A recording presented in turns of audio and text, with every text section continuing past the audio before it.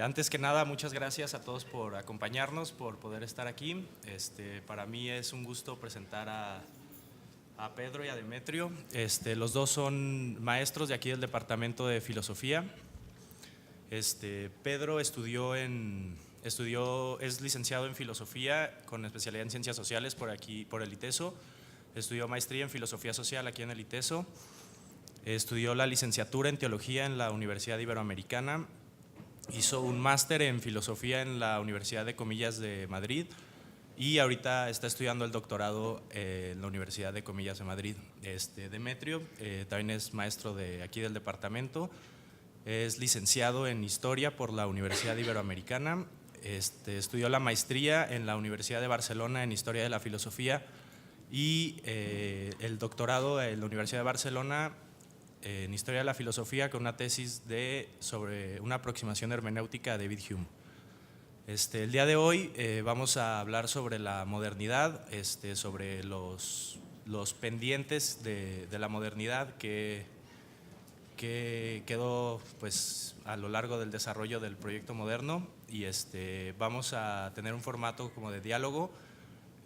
Va a ser una exposición de 15 minutos de cada uno de los maestros y después va a seguir un diálogo y después un espacio para preguntas de la audiencia. Pues sin más, dejo el micrófono a Pedro y muchas gracias.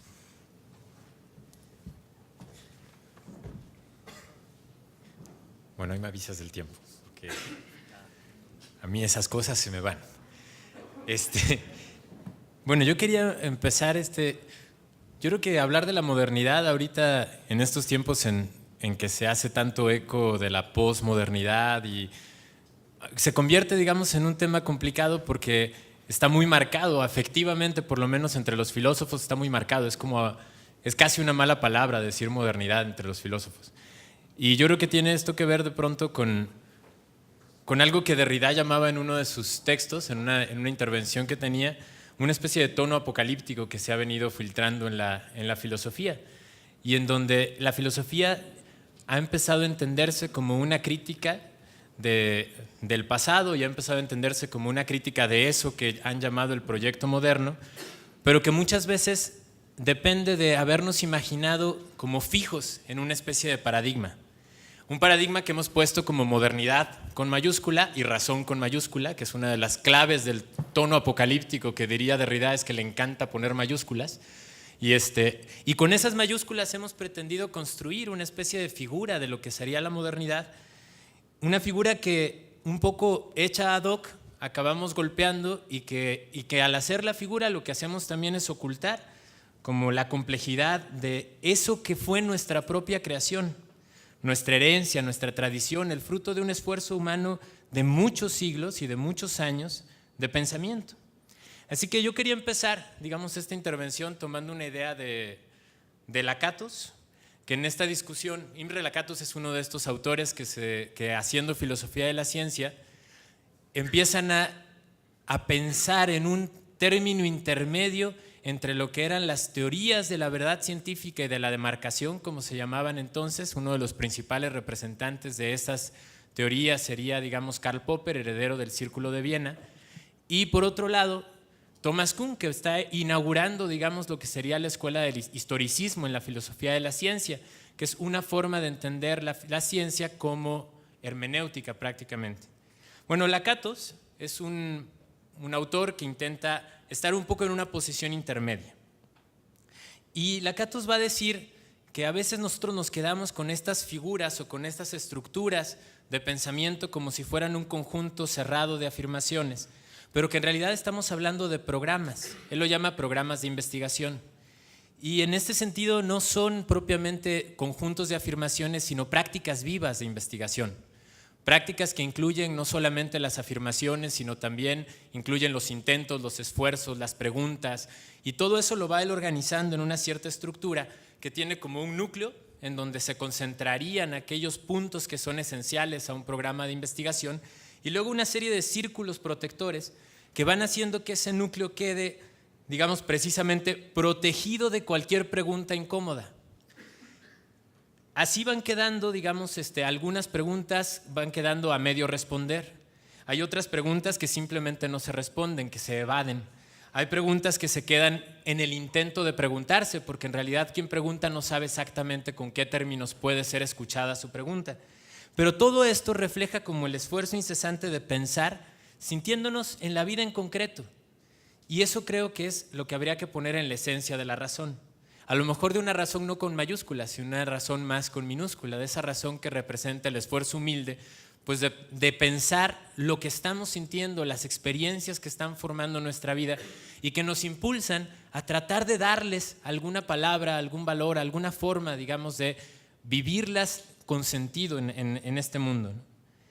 Yo creo que de ese esfuerzo es de lo que pende el paradigma, y cuando entiendo pendientes de la modernidad lo entiendo así, aquello de lo que está pendiendo ese proyecto de la modernidad, pero que a veces no es lo que ha quedado explícito cuando nos hacemos el gran discurso de la modernidad. No serían como los pendientes para completar un proyecto, porque eso implicaría que el proyecto fuera como una especie de marco, desde el marco explicar absolutamente todo lo que caiga dentro, ¿no? Y eso es como lo que nos ha permitido de pronto construir este gran relato de la modernidad. Ponemos bien las condiciones del marco, nos fijamos bien en todo lo que tendría que ser ese marco, y luego todo lo que caiga dentro, sea el autor que sea, el pensamiento que sea, lo leemos desde el marco. Y vamos, claro, haciendo un relato coherente de todo aquello, porque lo hemos hecho ad hoc, lo hemos hecho para el marco, pues. Pero yo quisiera fijarme no precisamente en el marco, sino tomar en serio la fuerza de los pendientes. Es decir, no sistematizar los pendientes, no sintetizarlos, ni tampoco marcarlos como externalidades, que ha sido precisamente una de las cosas que al parecer han hecho varios de los discursos modernos, consagrada, por ejemplo, la economía, sino ir a las pendientes que provocan la pregunta viva en el diálogo, ¿no? A esos pendientes son los que yo quisiera como ir y reconocer en la modernidad. Y bueno, esto simplemente lo que quiero presentarles es como mi esfuerzo de recuperar algunos de esos pendientes. Seguro que habrá otros y que el diálogo nos ayudará precisamente a descubrirlos, a enriquecerlos. Pero pues la intención de ponerlos sobre la mesa es precisamente para recuperar algo que yo creo que está en el fondo del pensamiento filosófico y de la inteligencia humana, que es la capacidad de valorar el esfuerzo ajeno. O sea, la capacidad de valorar el trabajo que otras personas, hombres y mujeres, han hecho, sus dolores, sus esperanzas, sus búsquedas, todo ese trabajo, ponerles, digamos, un valor en nuestra propia existencia, en nuestra propia vida. Yo creo que esa es una tarea fundamental del pensamiento. Entre esos pendientes que yo quisiera poner sobre la mesa aquí delante de ustedes de la modernidad, recupero unas preguntas que quedaron a medio responder. Hay una correspondencia interesantísima en la modernidad. Eso, tener que escribir en papel, daba como una capacidad muy grande, digamos, entre los autores de la modernidad, como para poder establecer diálogos entre ellos y ellas. Y la que quiero recuperar es precisamente una ella, que luego también son de las grandes ausentes de la modernidad. Pero hay una princesa, Isabel de Bohemia, que escribe una serie de cartas a Descartes, a René Descartes, que es así como el que podríamos algunos pensar que sería como el padre de la modernidad. Y es interesantísimo lo que Isabel le pregunta a Descartes en sus cartas. Isabel se presenta ante Descartes como una lectora, como alguien que ha recibido las obras de Descartes y que, bueno, aprovechando que es princesa, sabe que le tiene que contestar el autor al que le quiere escribir. Pero es una lectora inteligente, y es una lectora inteligente porque recapitula una tradición que yo creo que ha sido la que ha dado definición a la filosofía, la tradición del preguntón. Y lo hace en una estrategia parecida a la de Sócrates, yo creo que con la misma sinceridad que Sócrates, diciéndole primero a Descartes que lo admira, que realmente admira su claridad, que admira su discurso, cosa que sinceramente yo personalmente creo que Sócrates hacía también con verdad.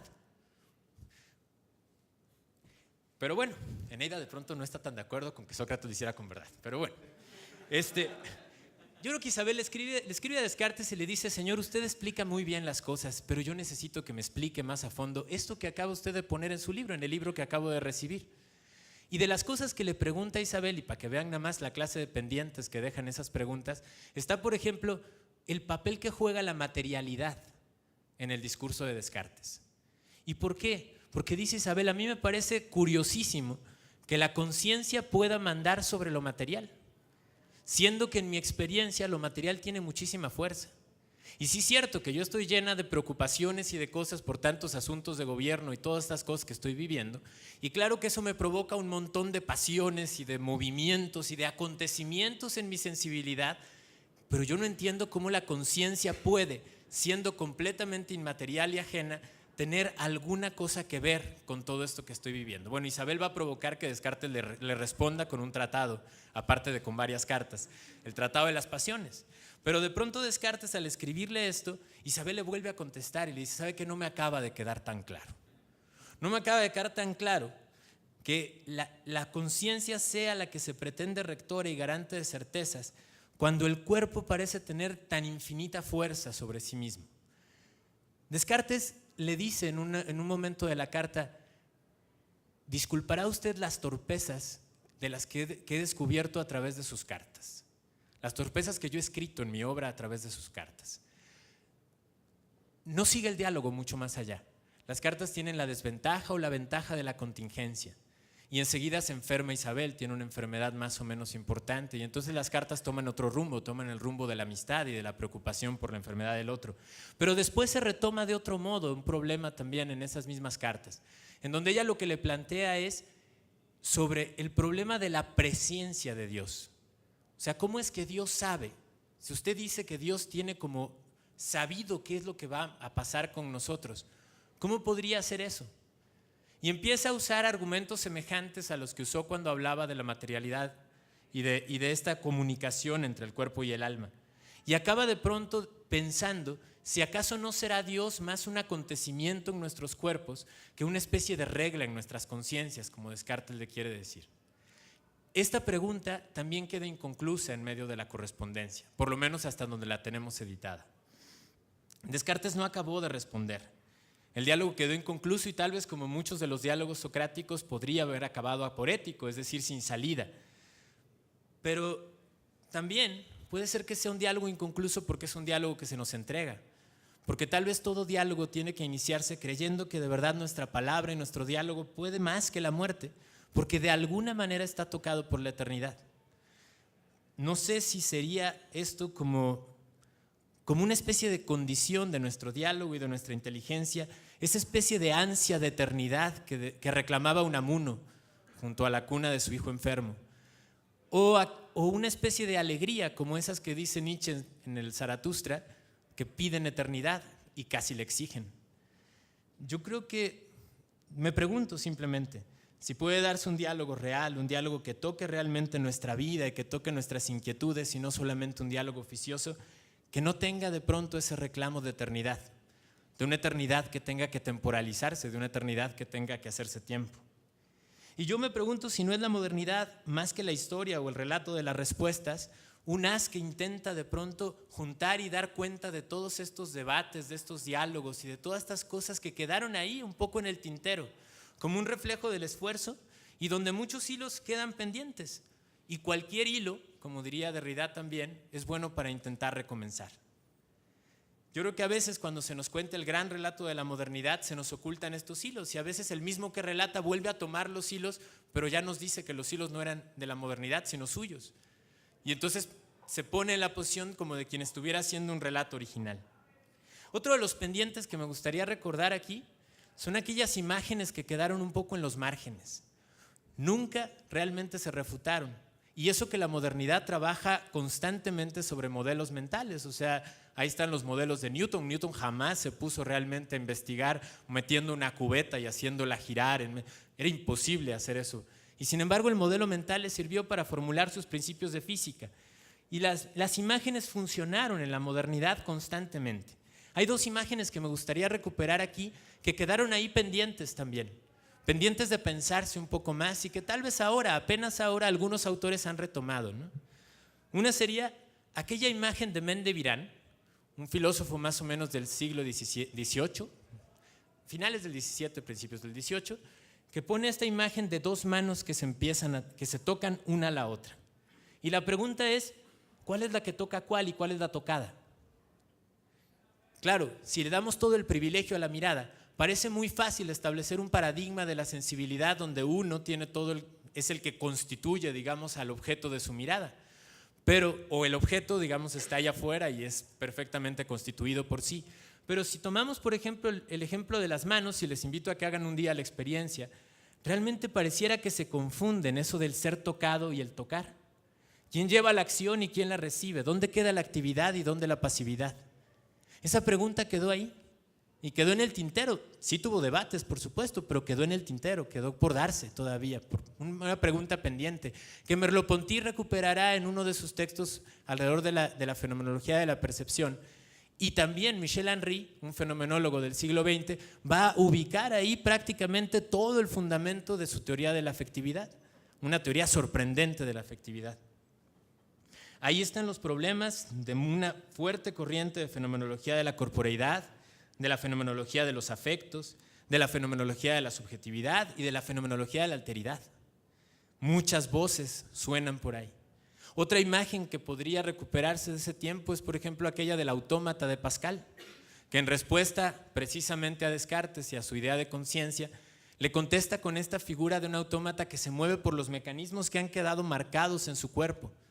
Casi, diría Pascal, por una especie de costumbre, pero de costumbre de la materia misma que tiene costumbres, algo parecido a lo que Isabel de Bohemia le preguntaba a Descartes en sus cartas, como si la materia se hubiera acostumbrado a moverse de un cierto modo y no pudiera salir de esos movimientos.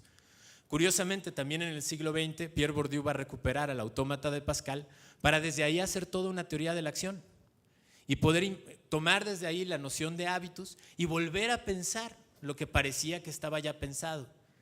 Pero curiosamente también a Bourdieu le van a responder con un hilo que quedó pendiente de la modernidad, porque los discípulos de Bourdieu, un tal Boltanski y sobre todo muchas pensadoras feministas, lo que le van a decir a Bourdieu es que si alguien es capaz de distanciarse, como él propone del sociólogo, de ese autómata para poder descubrir esa especie de mecanismos y sistematizarlos y ponerlos delante, es porque eso no ha de ser una especie de privilegio sociológico, sino un ejercicio abierto a todos y abierto además por la misma condición tal vez de las cosas, tal vez de la historia, tal vez de nuestra comunidad, tal vez de nuestra sociedad, tal vez de nuestra comunión.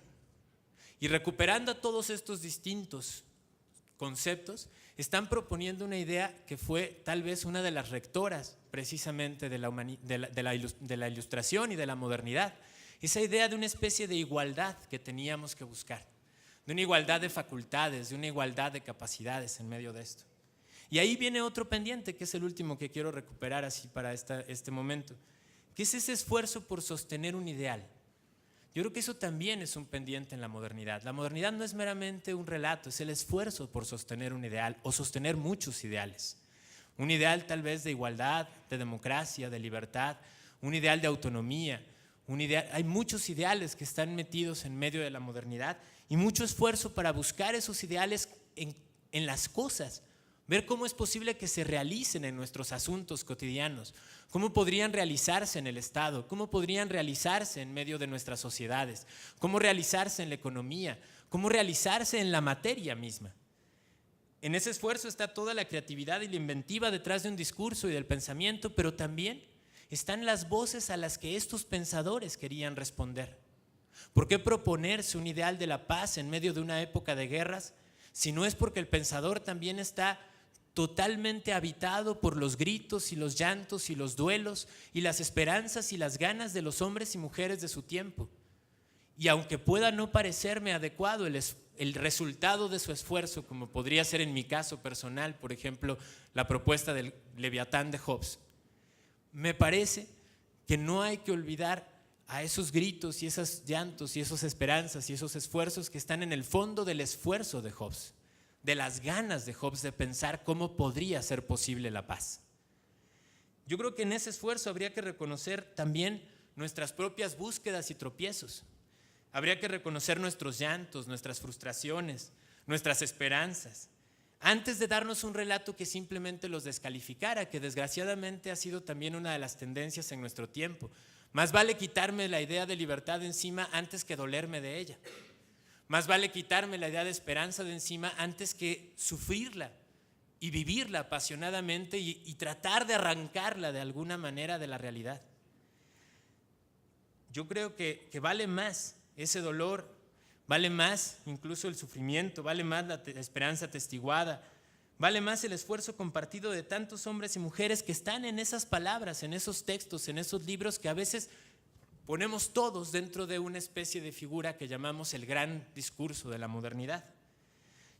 Creo que es la gran oportunidad que tenemos también de responder al reto que nos lanzaba Walter Benjamin en un momento dado, de escuchar a nuestros muertos, de escuchar a los que quedaron ahí en el camino porque pasó el viento del progreso y se nos fue en una especie de gran relato de progreso todos sus gritos y todos sus llantos, sus esperanzas y sus fuerzas, todos sus esfuerzos, pero que nos están gritando y clamando precisamente que su esperanza sigue viva, que sus búsquedas están vivas y que somos nosotros quienes tenemos la tarea tal vez de cumplirlas, si queremos.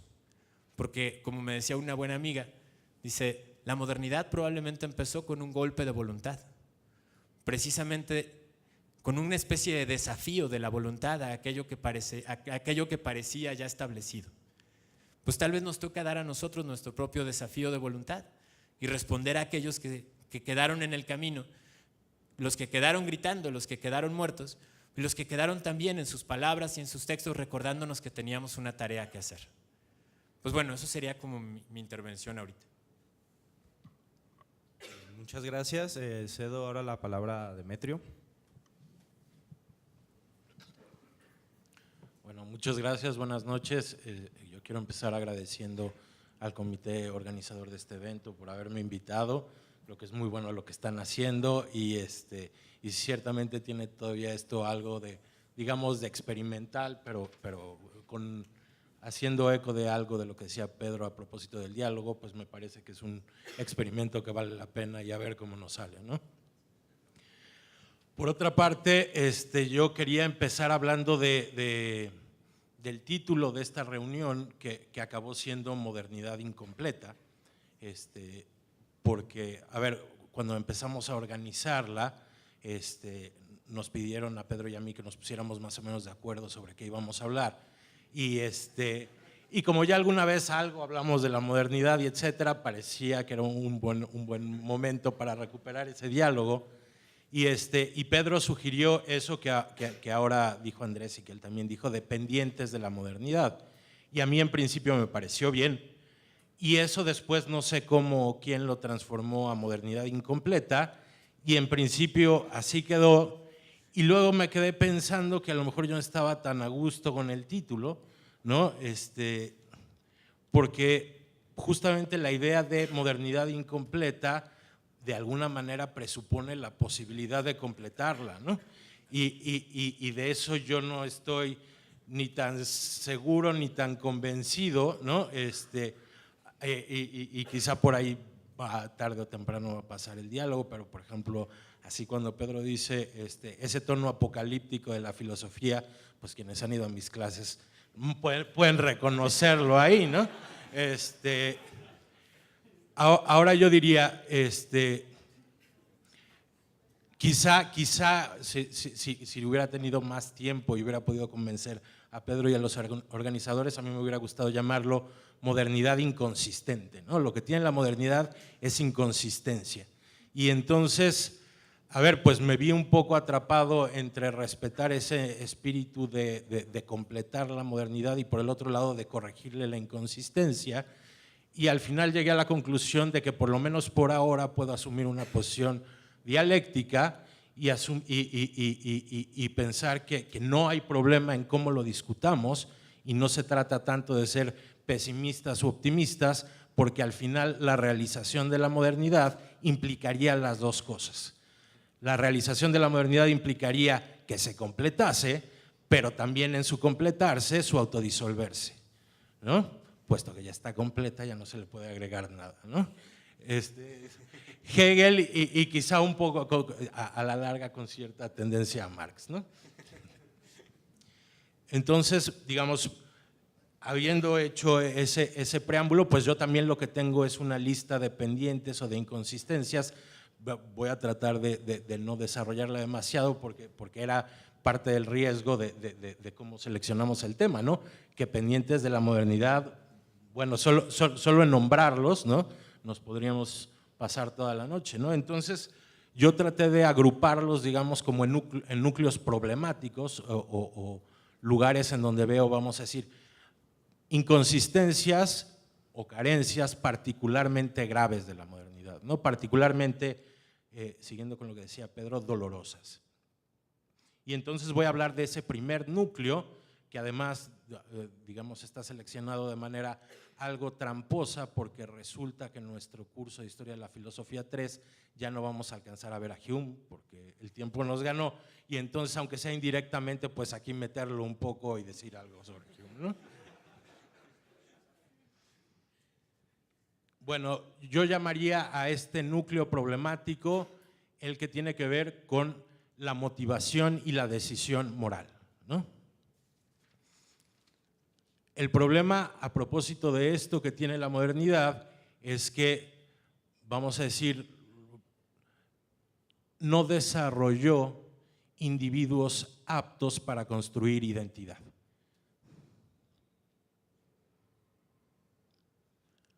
No hay, como consecuencia de eso, nunca hubo, vamos a decirlo así, nunca hubo una teoría de la acción que efectivamente describiese adecuadamente cómo nos conducimos. Y ese carecer de una teoría va a ver, vamos a decir, no es meramente la falta de teoría de algo que por otra parte funciona muy bien. Esa ausencia de teoría es el eco de que no tenemos prácticas ni mecanismos de constitución de identidad, ¿no? Digámoslo así, estamos perdidos en la cuestión de la identidad y abrumados por la propia vida, y esa es siempre la condición del individuo moderno, ¿no? Justamente, digamos, porque la modernidad es de alguna manera este individuo algo desproporcionado, que tiene el brazo del discurso científico hiperdesarrollado y el brazo que tiene, vamos a decir, el discurso sobre lo humano y todo lo que tiene que ver con la subjetividad y el sujeto, ¿no? Subdesarrollado, ¿no? Yo diría, a ver, aunque me meta en problemas, ¿no?, que la culpa, filosóficamente hablando, de esta cuestión la tiene Kant, ¿no? Como siempre, ¿no? Kant tiene la culpa de todo. O para no ser tan malos como con el pobre Kant, que siempre acaba cargando con todo, vamos a decir, se puede describir el problema hablando de ciertas cosas que están presentes en Kant. Una, yo diría que sí, vamos a decir, no hay manera de salvarlo, que es esta idea de que la acción puede ser totalmente desinteresada. Esa idea, vamos a decir, que permea la teoría de la acción y que permea además la reflexión moral de toda la modernidad, nunca estuvo suficientemente justificada. Y es una carga enorme, ¿no? Es una carga enorme, vamos a decirlo así, porque nos condena permanentemente a la culpa o algo peor, ¿no? Porque nunca vamos a estar a la altura del total desinterés a la hora de actuar, ¿no? Estamos condenados a no poder, digamos, efectivamente realizar lo que pensamos, ¿no? Que esa es además la visión tradicional de Kant, ¿no? Las exigencias morales de Kant son irrealizables. Bueno, es que a lo mejor el problema no es tanto eso, es que es la propia descripción de lo que se puede y no se puede a propósito de la acción lo que está fallando, ¿no? Entonces yo diría, sí, ahí ni hablar, la culpa la tiene Kant, ¿no? Pero hay otra dimensión en donde probablemente Kant no es tan culpable, sino que es más bien el resultado de cierta concatenación de malas interpretaciones de Kant, en la que lo que se asume a propósito de la acción es que entre el deseo y el interés y la decisión y propiamente la acción hay una tercera instancia capaz de revertir el sentido del interés o el deseo a partir de un principio.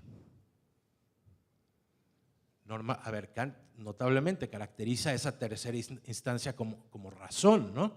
Pero se puede caracterizar de muchas otras maneras, como voluntad, decíamos en la mañana, y ni modo que no lo diga ahora, como discernimiento, ¿no?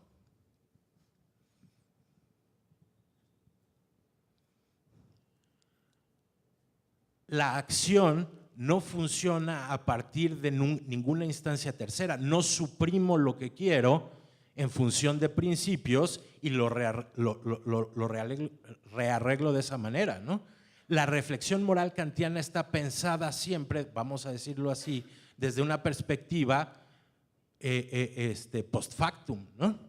Es reflexión sobre aquello en donde ya no hay un interés real y concreto, porque donde hay un interés real y concreto, lo que manda siempre y por definición es el interés real y concreto. Y eso es así incluso en el propio Kant, no digamos en Hume, ¿no? No es que realmente a la hora de actuar nos formulemos el imperativo, ¿no? Y actuemos en consecuencia. Nunca es así. Retrospectivamente podemos ver si nuestras acciones corresponden o no, en qué medida, al imperativo, y lo que no podemos tener nunca es la certeza de que cumplimos con él, porque lo que sabemos es que todas nuestras acciones están determinadas por algún determinado interés, ¿no? La reflexión moral no es ejecutiva. Ese es uno de los problemas de cómo entendemos esta cuestión, ¿no? Digo, eventualmente la modernidad se dio cuenta del problema y a partir de ahí, yo diría, surgió el psicoanálisis, ¿no? Pero justamente el surgimiento del psicoanálisis pone de relieve el problema. El psicoanálisis no es una teoría de la acción propiamente, es una terapéutica. ¿Y eso qué significa? Significa que no es un saber hacer, sino es un aprender a sobrellevar el no saber hacer, ¿no? Que es la condición del individuo moderno, ¿no?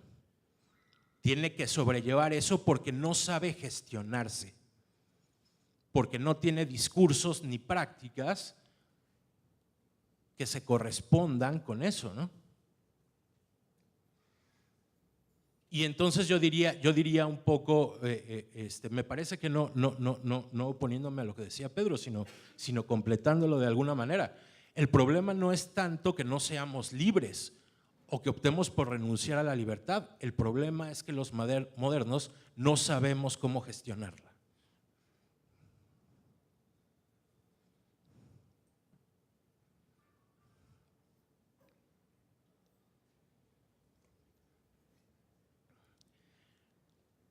El segundo núcleo de problemas del que yo hablaría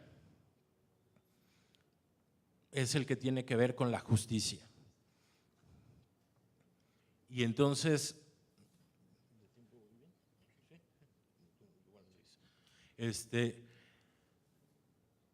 a ver, desde luego hay una problemática muy compleja ahí, y no me voy a tardar demasiado describiéndola.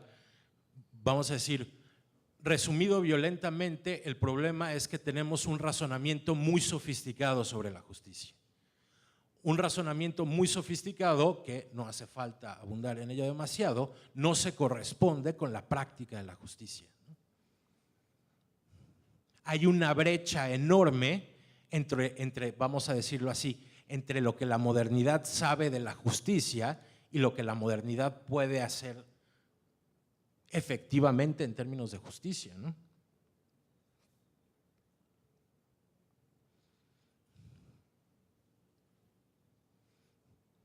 Yo diría en este punto, a ver, ciertamente yo diría relacionado con el anterior y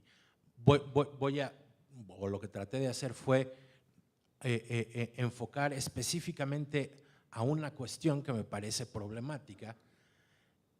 El discurso que en nuestra época está llamado a cubrir la brecha entre la teoría y la práctica en términos de justicia es el discurso de los derechos humanos.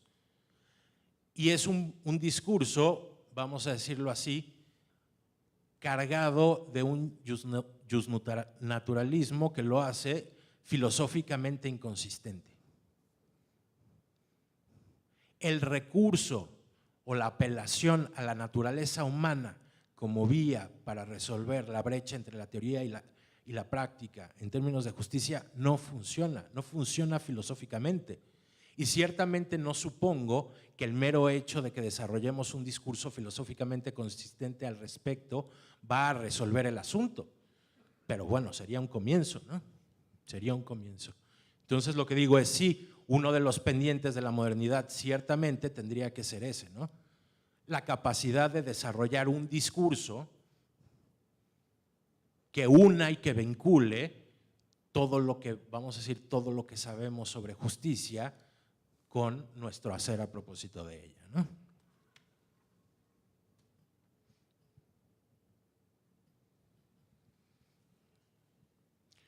El tercer núcleo problemático sería el que tiene que ver con la modernidad y digamos justamente es esa condición de no sabemos si incompleta o inconsistente. A ver, no sabemos si incompleta o inconsistente, pero lo que es casi seguro es que ya casi todos estamos incómodos en ella, ¿no?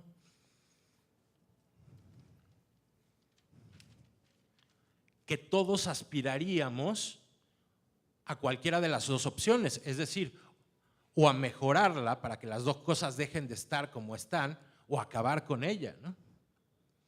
Dialécticamente el asunto es irrelevante porque sería lo mismo, ¿no? Pero en cualquier caso, ciertamente yo diría, la tarea de la filosofía de hoy tendría que pasar por pensar qué podemos hacer nosotros para completar o contribuir a la disolución de la modernidad.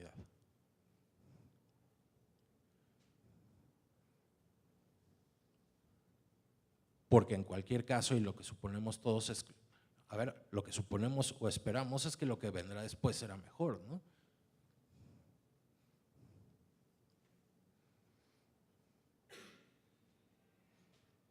¿Cómo podemos contribuir a la realización de la modernidad? Porque esa es la otra cuestión que hay que tomar en cuenta a la hora de responder eso, ¿no? Justamente, si asumimos que hay un carácter contradictorio en la modernidad, pues la manera de deshacerse de ella es realizándola. Y por lo tanto hay que dejar de oponerse al funcionamiento de la propia modernidad. Y aquí en este punto estoy pensando claramente en los dos pilares de la modernidad, ciencia y derecho, ¿no? Lo que hay que hacer es dejar de oponerse al funcionamiento de la ciencia y el derecho y además para tratar de hacerlo totalmente explícito y totalmente explícito en su sentido marxista, yo diría, y ciencia y derecho involucran además al mercado, que es propiamente, vamos a decir, la modernidad. No se trata de oponerse al mercado, se trata de realizarlo, de transparentar el aparato productivo. Y entonces esa sería la obligación de la filosofía en este sentido, ¿no? Buscar los mecanismos para transparentar el aparato productivo.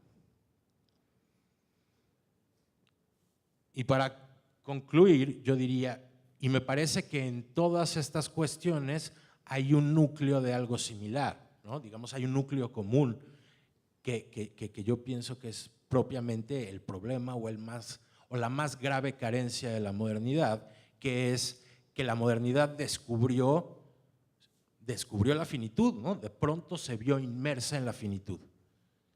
Y lo que no aprendimos nunca a hacer fue asumirla y pensarla.